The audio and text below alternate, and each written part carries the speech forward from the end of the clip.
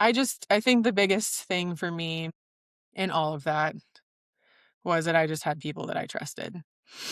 Like, do I wish I hadn't had to be transferred? Yes. Is there a part of me that's like, maybe I didn't need to be transferred? Yes. But at the end of the day, I chose to trust my midwives. I chose to trust my doula, and I felt confident that what they were recommending was the right next step. And I think that allowed me to like continue in my unmedicated journey because yeah, I didn't have to get to a point where we were really concerned about anything. We kind of got to the hospital and they're like, "Oh, she's fine. We'll leave you guys alone. Carry on.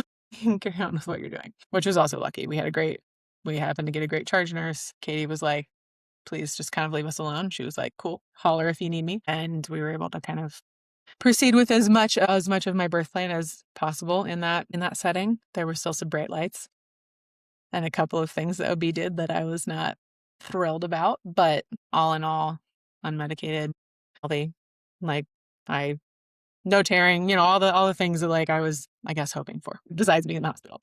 So Yeah. yeah. Yeah, and I think, like, bringing out that point that you trusted the people, I think that was part of your preparation. Like, those go hand in hand, that if you're not doing this preparation and meeting with different providers and finding the people that you like, and then that trust isn't gonna come in. Mhm. And women say all the time, or birthing people say all the time, like, it's okay to fire providers, it's okay to change doulas. It's so, so important to have because you do need that trust in the birth room once you actually start birthing, and that was your preparation, like, you did all that work beforehand. And especially when I ended up in a place where there were 7 people in the room that I didn't know and didn't trust, but I had 2 that I did, and the midwives before who, I trusted the recommendation, and yeah, I think and then there was like a immense amount of trust with my own body that I had to kind of build, and I never felt like anything was wrong. I felt frustrated and, wondering why things were moving so slowly and can't again, I have rose-colored glasses, so I'm like, "It was amazing," but in reality, it wasn't all amazing, but I never felt fearful. Even in the transfer recommendation, I was just like, "Oh, I don't feel scared."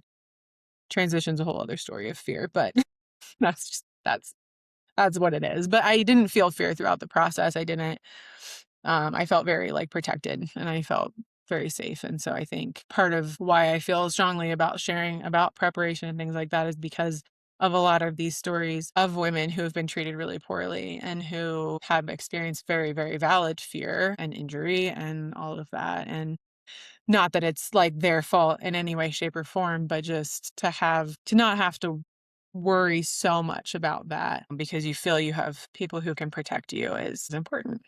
It's just important. Yeah, and I feel like maybe that's where a piece for some of your social justice lens comes in that might be different from other people. Is and I mean that's one thing I really appreciate about Eugene, honestly, is that you do have a social justice lens, and that's so refreshing here in Utah and just in the world in general right now.